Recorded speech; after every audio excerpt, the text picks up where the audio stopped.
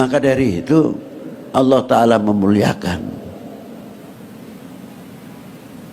Sholawatnya para malaikat kepada Rasulullah istighfar untuk umatnya. Jadi kita ini sudah banyak istighfar yang dilakukan oleh para malaikat. Dan di dalam kalimat sholawat pasti ada wa ala ali sayyidina Muhammad. Sholawat ini selalu berhubungan setiap hari. Yang pertama, setiap sholat 5 waktu, setiap tahiyat pasti ada assalamualaikum ayuhan nabiyyu wa rahmatullahi wa barakatuh. Langsung antar hubungan umat dengan nabinya. Berapa kali setiap waktu kita hubungan dengan Rasulullah, terlepas daripada sholawat selain di dalam sholat. Nah, kalau kita merasa selalu menyambung kepada Rasulullah, lama-lama juga akan berpikir kalau kita perbuatannya tidak pas,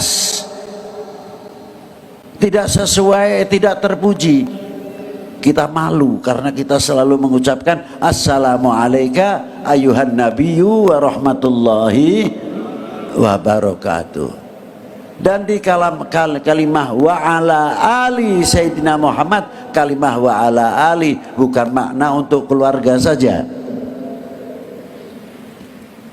Kata Imam Syafi'i, wa ala ali maknanya umat sayyidina Muhammad sallallahu alaihi wasallam. Jadi kita ini berhubungan setiap hari. Tidak di dalam sholat saja, di luar sholat pun kalau kita membaca sholawat, ya begitu berhubungan. Allahumma sholli ala sayyidina Muhammad wa ala ali sayyidina Muhammad. Yang di ujung timur, ujung barat, selagi al-mu'minun al-muslimun, kita selalu berhubungan Allahumma sholli ala Muhammad wa ala ali sayyidina Muhammad. Ini hebatnya sholawat. Dan di antara kota satu sama yang lain juga sama berhubungan dengan sholawat itu sendiri. Nah, kalau kita sudah merasa kulluhum ikhwani, semua adalah saudara kita, al mu'min akhul mu'min, al muslim akhul muslim, apa harapan kita dalam menyambung tali persaudaraan? Pasti kita akan menjaga jangan sampai menyakiti di antara sesama kita. Harus menjadi contoh keteladanan yang luar biasa, apalagi untuk bangsa ini. Kita sudah dididik oleh Rasulullah SAW dengan melalui sholawat, kepedulian kita terhadap sesama kita. Dampak sholawat itu ada hadis Rasulullah yang diriwayatkan oleh sahabat Anas bin Malik. Apa diantaranya sholawat tersebut? Rasulullah bersabda, barang siapa yang membacakan sholawat kepadaku 1 kali, sholawat itu dijadikan suhuban, awan yang jernih putih, diambil dari bahrun min rahmatillah, lautan rahmatnya Allah Ta'ala. Dan awan itu akan menetes, mengeluarkan embun. Apabila jatuh ke bumi akan menjadi emas. Bila mana jatuh ke gunung akan menjadi perak. Apabila jatuh ke orang yang belum beriman akan beriman. Itu hebatnya sholawat.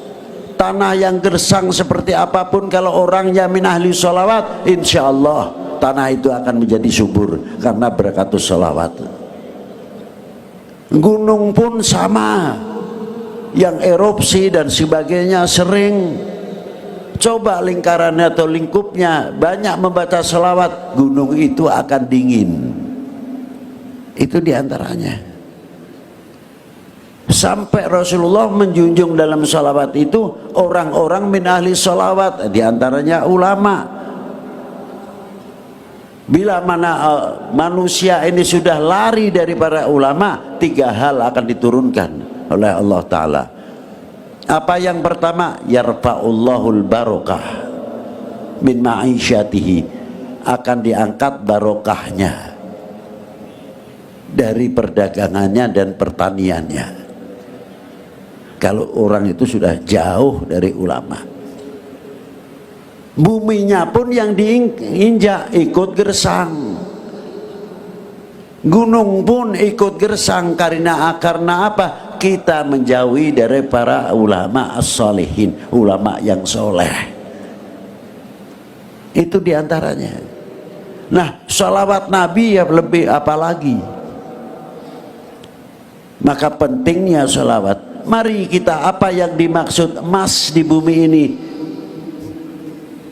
Ya diantaranya jatuh kepada kita ini mampu tidak menjadi emas atau perak-perak, pendingin umat, pendingin bangsa ini, bisa menjauhkan dari segala benturan, dari segala provokasi yang akan memecah belah bangsa ini atau umat ini khususnya. Coba kalau kita rukun, kompak dan sebagainya, rahmatnya Allah Ta'ala akan turun. Coba kalau kita selalu pecah belah, jangan tanya, mana mungkin akan barokah. Maka dengan adanya sholawat kepada Rasulullah malam ini, dengan Bekasi bersolawat, kita tumbuhkan kembali sholawat ini di perkampungan-perkampungan, musola-musola, supaya apa? Segera turun emas dari Allah Ta'ala, perak-perak dari Allah Ta'ala, akan menjadi subur dan menjadi kebangkitan ekonomi dan pertanian, sehingga anak-anak soleh, anak-anak kita menjadi hamba Allah yang soleh. Apa sih pentingnya mahabbah? Cinta itu penting sekali. Jangan dikira apa. Kalau kita cinta sesama manusia, cinta sesama umat, tidak mudah akan dibenturkan. Dan orang yang mencintai itu tidak mudah akan membuka aibnya orang yang dicintai. Ada suami istri, tidak mungkin suami yang betul-betul mencintai istrinya akan membuka aibnya istrinya, tidak mungkin. Atau sebaliknya, kalau istri yang mencintai benar-benar kepada suami, ya tidak mungkin akan membuka aibnya suaminya. Begitu pula kalau kita cinta bangsa dan cinta tanah air, tidak mungkin akan menjelekkan bangsa sendiri, karena kita mencintai. Maka benar sabda Nabi SAW, apa? Kadar bobot iman seseorang adalah tergantung cintanya kepada aku. Kalau cintanya kepada aku luar biasa, imannya orang itu akan luar biasa. Tapi kalau imannya melentur, berarti orang itu kecintaannya kepada Rasulullah melentur. Terkadang pengetahuan dengan hadis tersebut bisa dibalik oleh oknum yang sengaja ingin melihat perpecahan umat beragama, khususnya umat Islam, atau senang perpecahan bangsa ini. Artinya dibalik, oh kalau begitu, kalau ingin memecah belah umat beragama khususnya Islam, jauhkan kecintaan umat ini kepada tokoh agamanya dan khususnya tokoh umat Islam.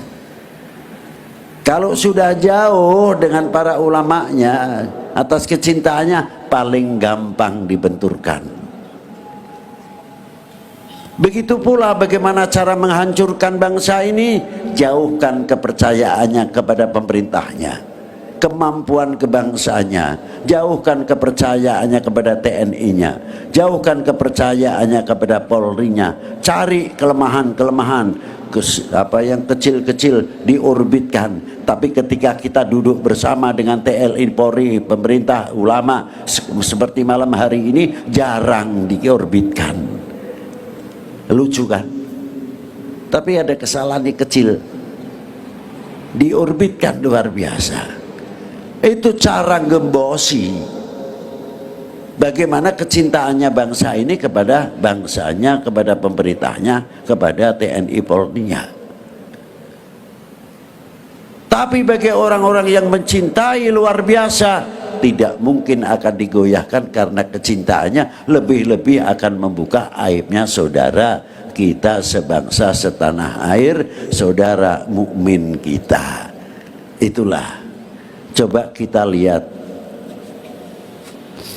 orang mati tapi masih bisa mengajak, masih bisa berdakwah. Saya berikan contoh yang sedikit saja. Luar Batang, Habib Hussein bin Abi Bakar Al-Idrus. Yang kedua Gunung Jati. Ada ndak orang yang ziarah ke Habib Hussein Luar Batang langsung menyanyi? Ada ndak? Ndak ada. Di dalam kuburnya masih berdakwah. Orang datang baca Yasin, orang datang tahlil, orang datang membaca sholawat dan lain sebagainya. Berarti sebab makam Habib Hussein, berarti orang di dalam kubur sudah meninggal sekian puluh tahun atau ratus tahun masih mengajak kita berdakwah, masih kita mengajak bersatu, masih ngajak kita ukhuwah. Ini orang sudah mati.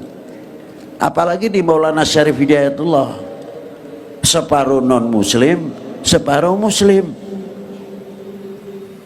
Yang non muslim dengan segala caranya, keyakinannya, yang kita yang muslim dengan cara kita, yang tahlilnya panjang, yang tahlilnya pendek, yang suaranya keras dan lain sebagainya. Heran saya, 454 tahun yang lalu Maulana Syarif Hidayatullah meninggal, masih mampu mempersatukan umat, mempersatukan bangsa. Malu rasanya kepada orang mati.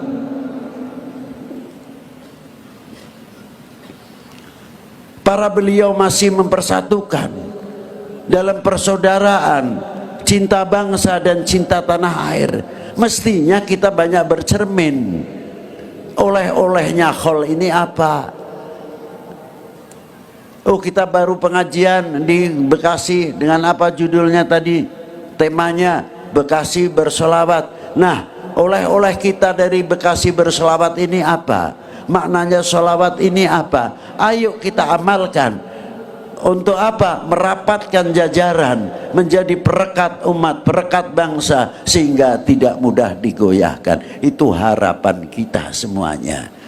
Bila mana ini terjadi, insya Allah cepat untuk mencapai bernegara baldatun thayyibatun warobun ghafur. Ini harapan. Semoga menjadi contoh kita semuanya dengan salawat Nabi, dengan cerita tadi apa isinya sedikit saya utarakan dalam lagu kebangsaan Indonesia Raya.